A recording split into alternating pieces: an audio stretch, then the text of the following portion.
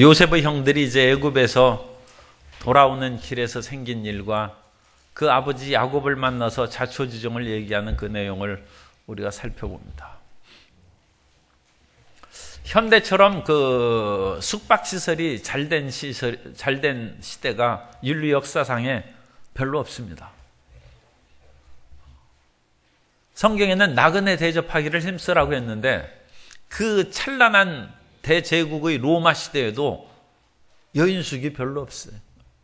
그리고 그 여관이라는 것은 지저분하고 더럽고 온갖 그런 불량한 것들이 많이 있는 그런 여관으로 기록이 되어 있습니다. 그래서 경건한 크리스찬들이 그런 곳에 가서 숙박할 수가 없어요. 그래서 하나님의 백성들의 집에서 민박하는 것입니다. 그리고 특별히 뭐 돈을 내거나 그런 민박이 아니기 때문에 나그네 대접하기를 힘써서 같은 크리스찬끼리 먹여주고 재워줘서 그렇게 먼 길을 여행할 수 있도록 한 것입니다. 그래서 수준이 높은 뭐 그런 사람들이야 그런 별장도 있고 뭐 그런 데서 쉴 수 있겠습니다만 일반 사람들은 그러니까 로마에서 지중해 세계가 하나로 통일되고 세계가 굉장히 넓어졌음에도 불구하고 그 여행하는 것은 그렇게 쉽지 않습니다. 그런데 하물며 창세기 시절에 그 로마 시대부터 거의 2000년 전의 옛날에 그런 뭐 여관이 있겠어요. 그러니까 이런 그곳은 여관에 있어 머물렀다고 그랬지 않습니까? 번역을 27절에 한 사람이 여관에서 그런 것은 이제 머무는 곳입니다. 그래서 말론이라는 단어를 쓰는데 이 작은 머무는 곳이고 일종의 그 광야길을 걸으면서 오아시스와 같은 그런 것을 말합니다. 비단길이 열려가지고 실크로드가 해서 중국에서부터 로마까지 또는 인도나 여러 그 서역의 나라에 여행하는 그런 도시들이 오늘날 많은 관광객들에게 관심을 두고 그것을 방문하는 일이 생기는데 중앙아시아의 우즈베키스탄이 있습니다. 우즈베키스탄에 사마르칸트라는 그런 도시가 있는데 그 당시만 해도 그것은 동양의 로마라고 일컫는 엄청난 그런 거대한 도시였어요. 그런데 거기는 오아시스입니다. 상당히 큰 오아시스라게 보기는 너무나 큰 도시긴 합니다만 그래서 사막길을 걷고 초원길을 걸어온 사람들이 그 사마르칸트에서 이제 숙박을 하면서 짐승들에게 물도 마시고 풀도 먹이고 그래서 그곳에는 엄청난 시장이 형성되고 수많은 숙박시설이 이제 만들어지게 됩니다. 그런데 이제 고대 세계에서는 그런 것들이 별로 없어요. 없기 때문에 먼 길을 여행하여 가면 그냥 길에서 잘 생각해야 돼요. 그래서 야곱이 자기 형하고 이제 불화가 생겨서 집을 떠나서 갔을 때 베델에서 돌베기를 베고자 하지 않습니까? 그렇죠? 풍찬 노숙이라고 그러죠. 비바람을 맞으면서 음식을 먹는 거예요. 가끔 우리가 이제 야외 예배 들어갈 때 날씨가 안 좋으면 비가 내리는 속에서도 이제 비닐을 쓰고 그렇게 밥 먹고 그러면 참 신나죠. 그죠? 얼마나 그 참 색다른 경험을 하고 그렇습니까? 그런데 맨날 그렇게 먹어보세요. 그러면 이게 인생이 이게 무슨 인생이 이런 것이 있느냐? 얼마나 비관스럽고 참 힘들겠습니까? 그런데 옛날에는 여행할 때 그렇게 길거리에서 그냥 자는 거예요. 그러다 보면 도둑 맞을 수도 있고 위험이 많죠. 창세기 시대보다 훨씬 후대에 이스라엘 백성들이 이제 가나안 땅에 들어가서 생활할 때 사사기에 보면 사사기에서 레위인 사건이 나타납니다. 그 레위인이 별로 뭐 좋은 일이 아니어서 어쨌든 첫 문제로 인해서 어지러움을 겪다가 자기 집으로 돌아오는 길에 기브아에 머물렀어요. 사사기 19장 14절 이하에 보면 모두 앞으로 나아가더니 베냐민에 속한 기브아에 가까이 이르매 해가 진지라 기브아에 가서 유숙하려고 그리로 돌아 들어가서 성읍 넓은 거리에 앉았으나 그를 집으로 영접하여 유숙하게 하는 자가 없었더라. 그러니까 이 레위인이 성읍에 들어가서 광장에 앉아 있어요. 그러면 당신 나그네입니까? 그럼 우리 집에서 하룻밤 묵어 가시죠. 그렇게 청을 해야 되는데 이 기부하는 불량스러운 동네가 돼가지고 그런 사람이 하나도 없어요. 나중에 이제 어떤 사람이 데려갔습니다만 그렇지 않으면 이제 길거리에서 그냥 자야 되는 것입니다.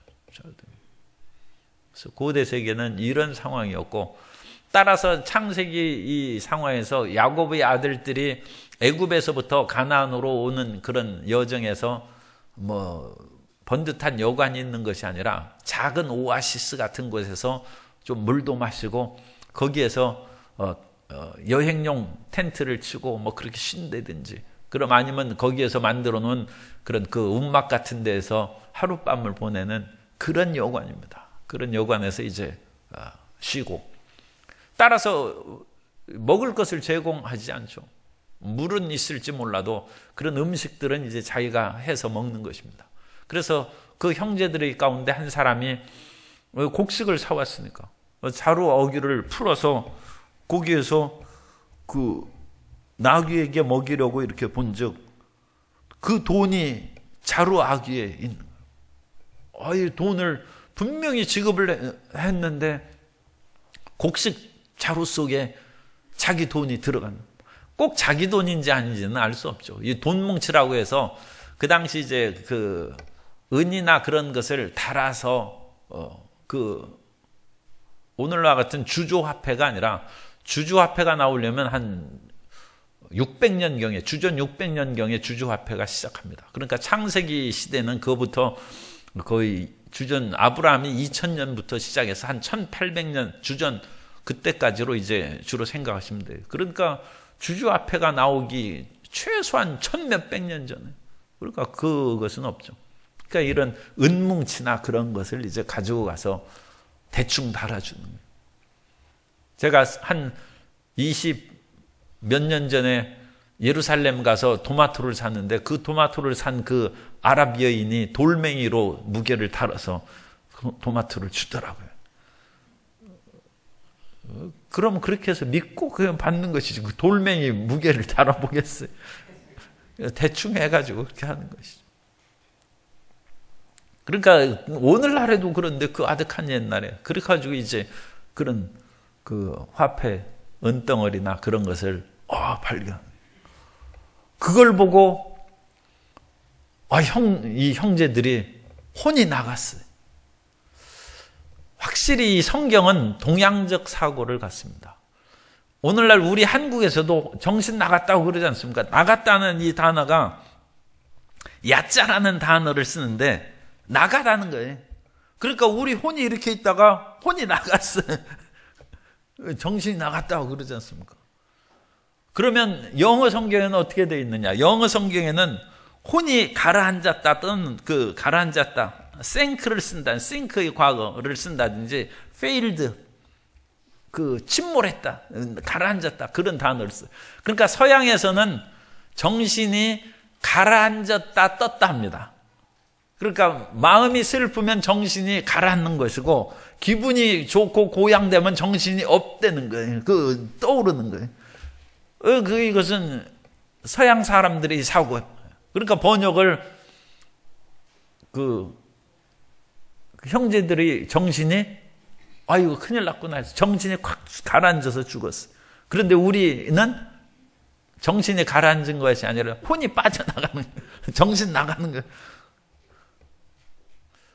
그런데 히브리어도 정신 나간 걸로 돼 있어요.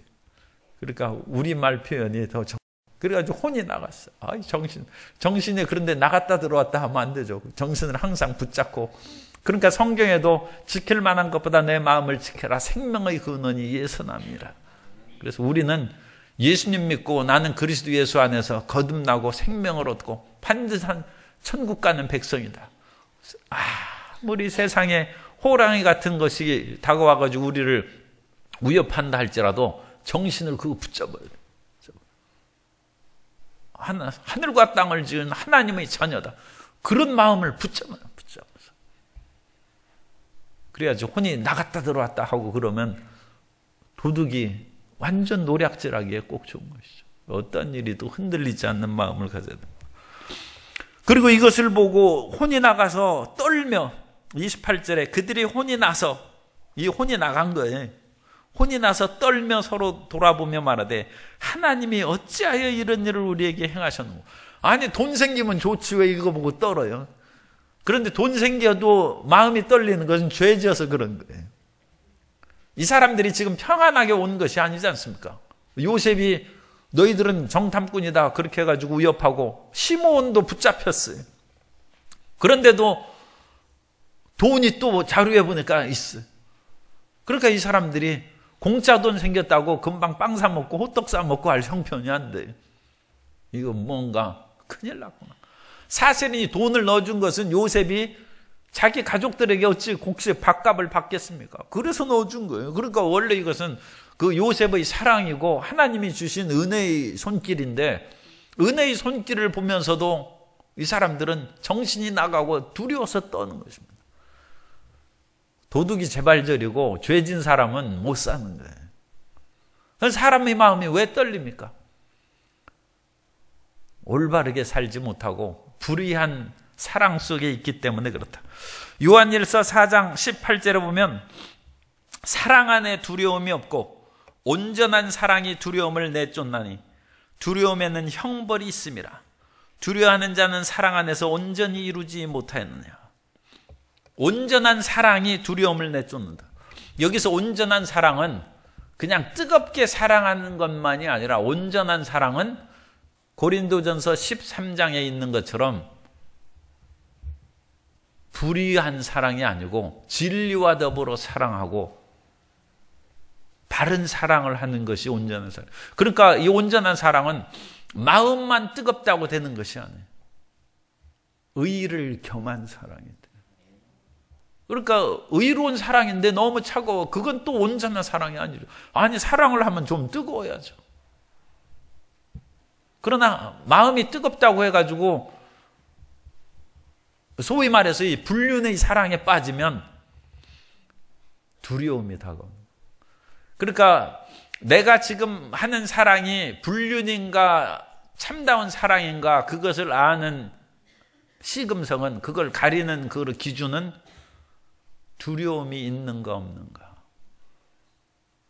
그래서 사랑을 하면서도 두려움이 있다는 것은 그건 불륜입니다. 잘못된 사랑. 빨리 그것은 정리하고 끊어버리지 않으면 그 두려움으로 자기가 형벌이 있다고 했어요. 형벌이다고. 그런데 집안에서도 반대하고 주변 사람들이 뭐라고 한다 할지라도 자기가 하늘을 우러러 두려움이 없어요. 그 사랑을 인해서 자기 마음에 거리끼는 것이 없어요. 그런 것은 이제 온전한 사랑이라고 할 수 있죠. 그래서 마음에 두려움이 있는 사랑은 그것은 참된 사랑이 아닙니다. 그리고 그것을 자꾸 무마시키고 세상적인 그런 정의나 쾌락으로 인하여 그 사랑을 끊지 못하면 형벌이 다가옵니다. 심지어는 화살이 간을 꿰뚫는다고 그랬지 않습니까? 간을 꿰뚫어버립니다. 질병으로 인하여 파멸될 수도 있고 사회적으로 파멸될 수 있습니다. 그래서 사랑이 좋은 것이긴 하지만 온전한 사랑이 돼야 되고, 그 온전한 사랑으로 두려움이 없어요. 이거 돈 많이 생겼다고 좋을 거 하나도 없어요. 그러니까 돈 많이 생겼는데 두려움은 그 돈 갖다 버려야지. 그렇지 않으면 죽는 거예요. 그래서 형들이 이제 애굽에서 돌아와 야곱에서 이제 보고합니다. 그래가지고 이 사람들은 한 사람만 자루하니까 그날 이제 빨리 그 정리하고 이제 서둘러서 집으로 돌아왔겠죠. 그래서 다른 그 형제들은 자기 자루에도 돈이 있는지 그거 미처 확인하고 그럴 정신도 없어요. 다들 혼이 나갔으니까, 혼이 지금 나갔으니까 제정신이 있겠습니까? 이거 큰일 났다 싶어가지고 혹시라도 여기 있다가는 그 요셉이 군대를 보내서 우리 쫓아오고 돈 너희가 훔쳐갔지, 그런 식으로 누명 쓰면 꼼짝없이 또 이제 잡히니까 우리 빨리 가자 해서 아마 서둘러서 그 집으로 돌아왔을 것입니다. 그래서 돌아오자마자 그 아버지 야곱에게 자세히 그 사실을 알았어요. 이 당시 야곱의 나이가 이제 거의 130세 가까이 됐어요. 그래서 뭐 정확하게 알 수는 없지만 129세 정도 됐어요. 그런데 야곱이 참 129세 됐는데도 기억력이 흐트러지지 않냐고 여전히 집안을 관리하고 이끌어가는 거예요. 여러분도 너무 그 일찍 왕위를 물려주고 그럴 생각하지 마시고 그 계속 집안 살림 간수하시고 그렇게 해서 그렇게 하세요. 주님 나라 갈 때까지 그렇게 간수하시는데 만일 재산이 넉넉하면 자식들이 맨날 그거 기다리니까 이건 미리 떼주는 것이나 갖고 더 이상 없는 것으로 생각하라고 정리를 미리 해놔야 돼. 그렇게 해서 딱 하고 그것은 자기 평생 만일 그런 일을 하지 않으면 아니 내가 지금 100살까지 살렸는데 자식 눈치 봐서 그냥 90세에 돌아가시면 되겠어요. 그 다 물질 문제 때문에 그래요. 그 자기 스스로 물질의 생활력이 있고 또 스스로 살아갈 수 있는 체력이 있어야죠. 체력. 지금 야곱이 그렇지 않습니까? 그러니까 129세 살면서도 자식들이 와서 보고하는 거예요. 아, 이거 아버지 큰일 났습니다. 자식들이 다 장성하고 그렇게 하는데도 불구하고 문제 해결을 위해서 그 아버지에게 상의를 드리고 보고를 드리는 것입니다. 그렇게 살아가는 것입니다. 그렇게. 그래서 늙어서 자식을 의지한다. 그런 생각을 하는 분은 안 계시겠습니다만 이런 동양적인 생각은 그것은 올바르지 않습니다. 자식은 자식대로. 왜냐하면 자식은 성경의 창세기에 있는 대로 부모를 떠나 그 아내와 합하여 하나가 된다고 그랬어요. 그러니까 자식의 이것은 꼭 부모님하고 멀리 산다는 의미는 아니고 경제적, 정신적 독립하는 것을 뜻하는 거예요. 그래서 거기에 얽매여서 사는 것도 아니고 부모도 자식에게 얽매여 사는 것이 아닙니다. 그래서 그 보고하는 거예요. 그러면서 30절에 보면 그 땅의 주인인 그 사람이 요셉을 말하는 것이죠. 그 땅의 주인은 아돈이라는 단어를 썼는데 아돈은 관리자, 주관자를 뜻한 것입니다. 나의 주관자, 그것은 아돈에다가 이라는 그 대명사 전미어를 붙여서 아도나이라고 그럽니다. 그래서 우리가 주님을 부를 때 아도나이라고 부른다고 그랬죠. 그것은 나의 주님이라는 뜻입니다. 나의 주님. 그러나 단순히 주님이라는 것은 아돈이에요. 아돈. 그래서 그 땅의 주인인 아돈이 그러니까 이것은 나의 주가 아니라 그 땅의 주인이죠. 애굽 땅의 주인이고 관리자인 그 사람. 그런데 주님은 다른 사람의 주인이 아니라 나의 주님이 있어요. 그러니까 영어로는 my Lord죠. 나의 주님. 그래서 아도나이예요. 아도나이. 아도나이라는 이름은 그러니까 참 좋은 것입니다. 하나님은 나의 주님이십니다. 그런데 여기서는 그 땅의 주인이 요셉이 엄하게 우리에게 말씀하고 그러니까 이 엄하게 요셉이 한 것이 효과가 있는 거예요. 이 명령 어기면 우리 이제 애굽에 못 간다는 것이죠. 반드시 베냐민 데려가야지 우리는 빈손으로는 못 간다. 갔다가는 아마 우리 다 죽는다. 그렇게 해서 이 요셉이 그 행동을 올바르게 한 거예요. 그렇게 해서 약간 이 문제성이 많은 형들을 바르게 지도하는 것이죠. 그러니까 너무 부드럽다고 해서 꼭 좋은 것이 아니에요. 자기 부드러움으로 인하여 다른 사람을 망칠 수가 있어요. 그러니까 내 마음이 부드럽게 원래 본성이 부드러운데 부드럽게 해야 자기 마음이 편하죠. 그러나 상대방을 잘못에 빠뜨리지 않도록 군자는 얼굴을 굳게 한다고 했어요. 할 수 없어요.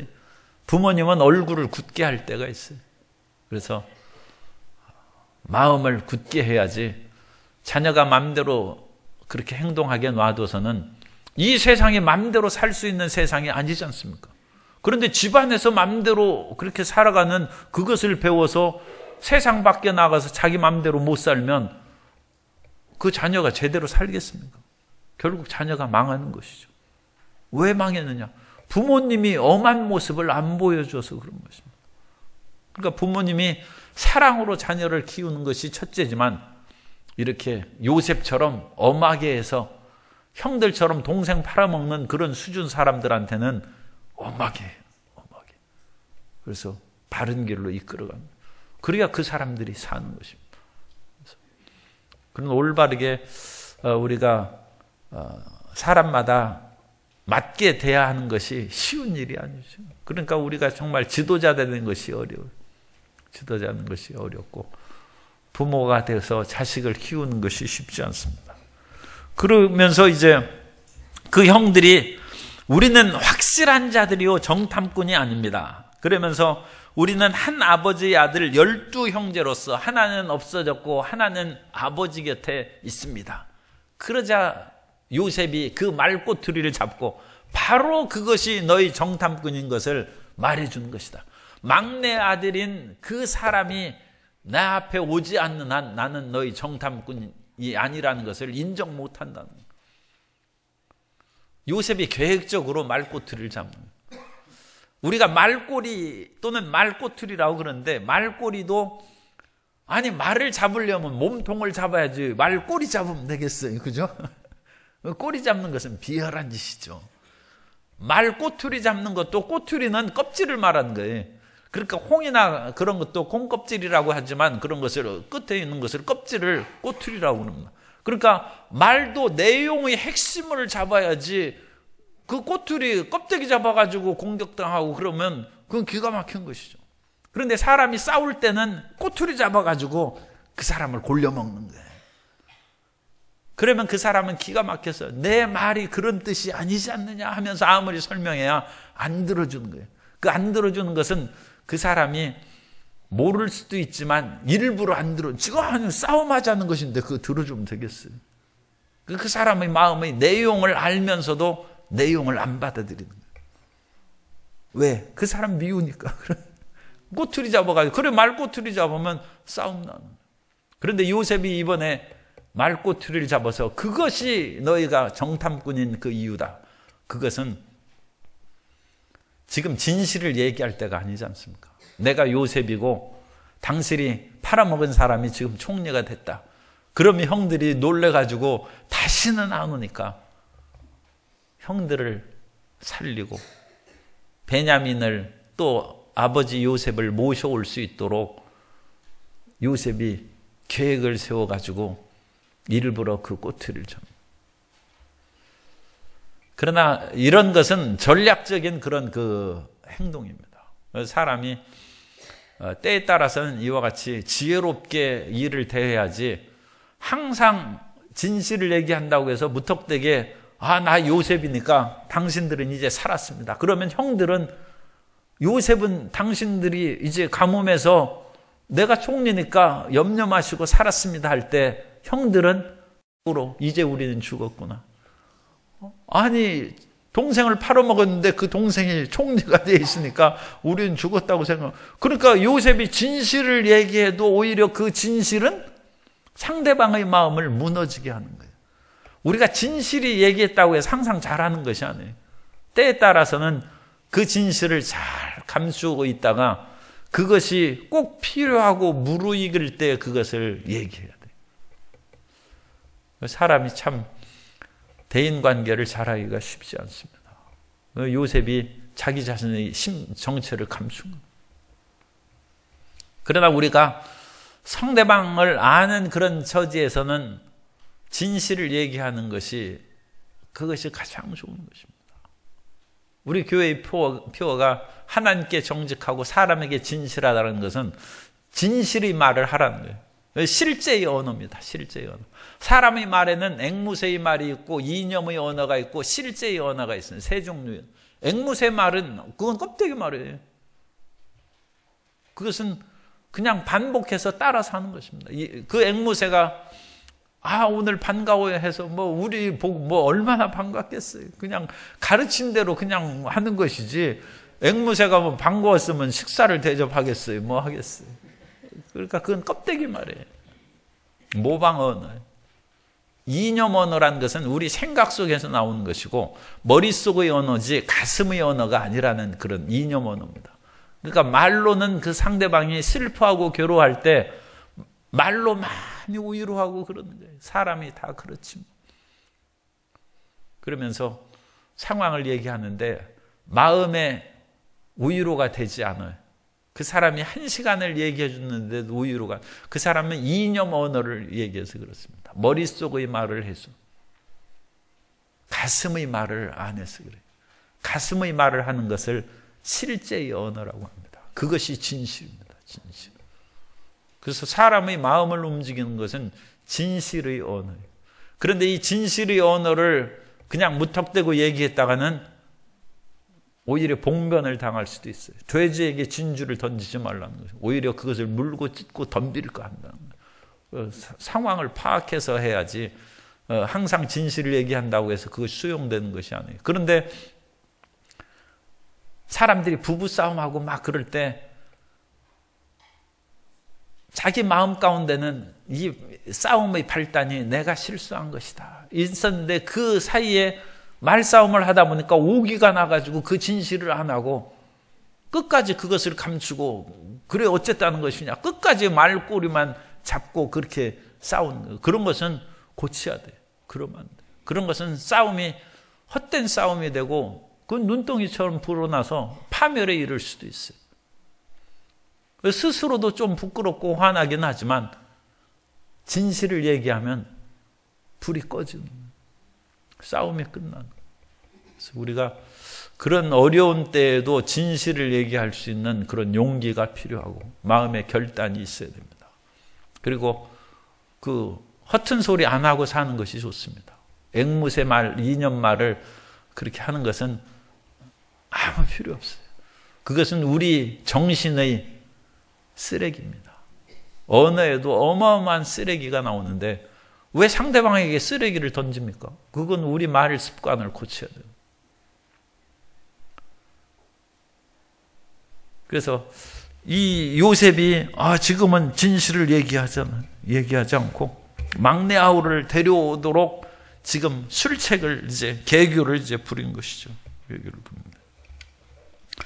그리고 나서 35절 각기 자루를 쏟고 먼저 그제서야 이제 자루를 쏟고 보니까 각 사람이 돈 뭉치가 있으니까 그들과 그들의 아버지가 돈 뭉치를 보고 다 좋아하더니 그게 아니라 다 두려워하더니 그러니까 이 합당하지 않는 물질은 마음의 두려움을 가져옵니다.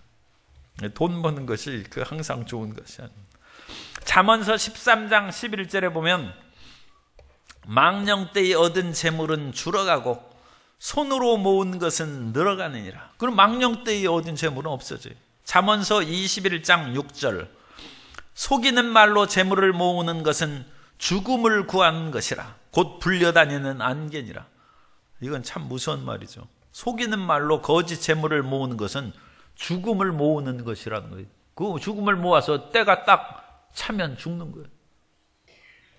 돈 모은다고 생각하면 안 돼. 이런 것은 참 너무 적나라한 표현이죠.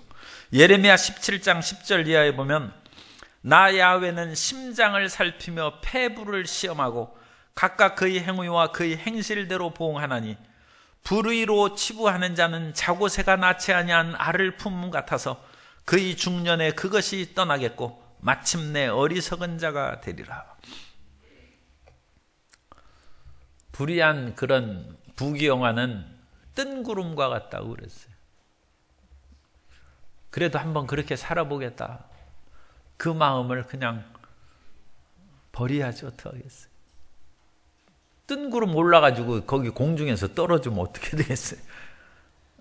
그런데도 세상의 부귀영화에 허망한 것에 그렇게 마음을 뺏기고 소위 젊은 사람들이 그런 그 화려한 연예계라든지 그런 세계 속으로 뛰어드는 것은 불나방이 불 속으로 뛰어드는 것이죠. 그러나 우리가 진실하고 착실하게 끈질기게 나아가면 하나님께서 우리를 높여주십니다. 언제 그런 일이 생길까 싶어도 아니 저 그 광주 무슨 그 시장에 국밥 2,000원씩 하는 사람이 끊임없이 그렇게 수십 년 하니까 신문에 나잖아요. 뭐 대단한 것은 아니지만 그래도 그분의 그 진실한 삶, 사랑의 삶을 알아주는 것이 있다. 한 20년에 그렇게 신문에 정말 훌륭하고 착한 사람이 있다는 것을 알아주는 것이고 마찬가지로 하나님께서는 우리가 그와 같이 살아간 삶을 반드시 기억하시고 그것을 갚아주시고 영화롭게 해주실 줄 믿습니다. 그걸 믿어야죠. 그래야지 자기가 이 세상의 여러 가지 그런 것으로 인하여 반짝 뛰어오르고 그런 것으로 부귀영화를 누리려고 해도 그것은 낭떠러지 오히려 떨어지는 것이다. 그런데 참 놀랍게도 하나님께서도 불의한 재물은 안 받는다. 이 사람도 불의한 재물이 있으니까 지금 떨지 않습니까? 그런데 하나님도 너희가 내게 가져온 그런 재물이 사람들 도둑질하고 불의한 것이기 때문에 난 안 받는다. 그래서 아모스 5장 21절 이하에 내가 너희 절기들을 미워하고 멸시하며 너희 성회들을 기뻐하지 아니하리니 너희가 내게 번제나 소제를 드릴지라도 내가 받지 아니할 것이요 너희의 살진 희생의 화목제도 내가 돌아보지 아니하리라. 내 노랫소리를 내 앞에서 그칠지어다. 내 비파 소리도 내가 듣지 아니하리라. 오직 정의를 물같이 공의를 마르지 않는 강같이 흐르게 할지어다. 옛날에는 불의한 재물이 있으면 다 교회로 가져오라고 그랬어요. 중세시대 때. 왜냐하면 사람들이 불의한 재물 생기면 그거 떨거든요. 왜냐하면 그것으로 인하여 그의 재앙이 다가온다고 생각했어요. 오늘날에도 불의한 재물이 우리에게 유익을 가져오지 않겠죠. 그러니까 그걸 처치할 데가 없어요. 그래서 교회에서 기증받고 그랬어요. 그런데 하나님 그 불의한 재물을 하나님도 조차 원하시지 않는다. 그 서울에 가면 그 김포공항이 있지 않습니까? 그래서 김포가 원래 투금포, 금을 던진 포구였다. 거기에서 던질 투자를 빼버리고 금포가 김포가 됐다. 이 김포의 그 도시명에 대한 유래입니다. 옛날 고려 시절에 공민왕 때 두 형제가 가다가 금덩이 두 덩이를 주워서 동생이 한 덩이는 형한테 주고 자기가 가졌는데 그때부터 온갖 마음의 번뇌가 생기는 거예요. 내가 형한테 준 거 꺼내서 비교해보고 형님 내가 주었으니까 형님이 큰 거 가지면 안 되지 않습니까? 내가 큰 거 가져야지. 그래서 바꾸고 한번 보여달라고 할까 생각한. 집에 가서 아내한테 금덩이 2개 주었는데 하나는 형님 드렸다고 그러면 아니 그 아까운 것을 왜 주느냐고 2개 가져와야지.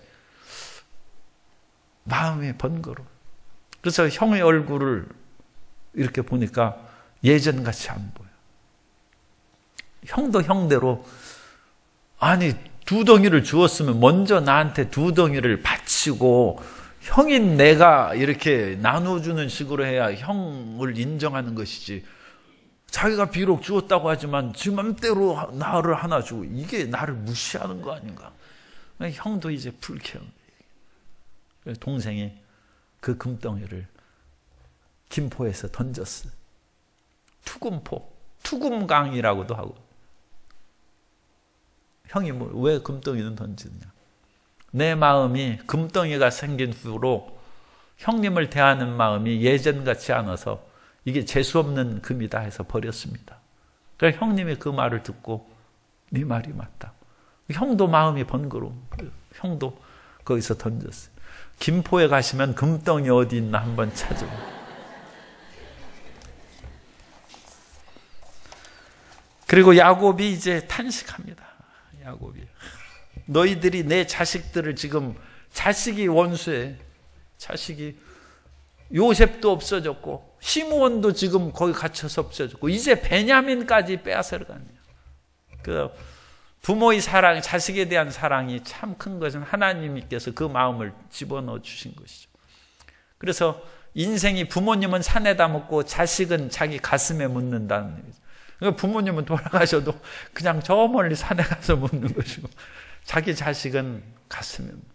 그런데 옛날 팔레스타인에서 고대세기 무덤을 발굴해 보면 집안에 어린아이 유골이 발견되는 집들이 있어요. 그렇게 자기 자식은 집안에 묻는 거예요. 참 희한해. 부모님은 산에다 묻고 자기 자식은 집안에다 묻다. 그만큼 내리사랑인 것이죠. 그래서 야곱이 절대 못 보낸다. 절대. 르우벤이 자기가 두 자식을 담보해서 만일 데려오지 않으면 내 자식들, 그러니까 야곱의 손자들이 죽이라고 해도 야곱의 마음은 흔들리지 않아요. 절대 못 간다. 만일 베냐민을 보냈다가 돌아오지 않으면 내 흰머리를 슬프며 음보로 가게 하는 것이다. 스올로 가게 하는 것이다. 이것은 고대 세기에 그야말로 백발이 성성해서 한문을 품은 채 죽는 것을 말하는 문학적 표현입니다. 이 규절이 여러 번 나와요. 지금 창세기에서도 그 몇 번 나왔어요. 그래가지고 이것은 히브리인들이 그냥 늙어서 평안하게 돌아가셔야 되는데 슬피 울면서 한이 맺혀서 그렇게 스올로 간다. 그건 죽는 것을 말하는 것이죠. 그래서 절대로 나는 죽어도 못 보낸다. 그렇게 이제 야곱이 결정을 했어요. 그런데 이것이 어떻게 변하는지 우리 기대하면서 또 다음에 우리가 말씀을 봐야 됩니다. 오늘 우리 말씀은 불의한 재물에 너무 마음을 뺏기지 말아야 되고, 또 하나님께서는 우리 삶 가운데 진실을 그렇게 말하면서 살기를 원하신다. 그래서 진실을 말하고 지혜롭게 말하는 그런 삶이 되도록 우리가 기도하시고, 올바르지 못한 그런 재물을 얻는 것은 그것은 죽음을 모으는 것이라고 그랬죠. 그건 참 대단한 말씀입니다. 그러나 우리가 성실로 식물을 삼으면 하나님께서 어느 날 우리가 문제로 하나님께서 만들어 주십니다. 그리고 크리스찬들이 돈을 모으지 말라는 것이 아니라 크리스찬들은 돈을 모아야 돼요. 그런데 불의한 재물을 모으지 말고 올바른 돈을 모으라는 것입니다. 그러면 그것으로 인하여 크게 영화롭게 된다는 것입니다.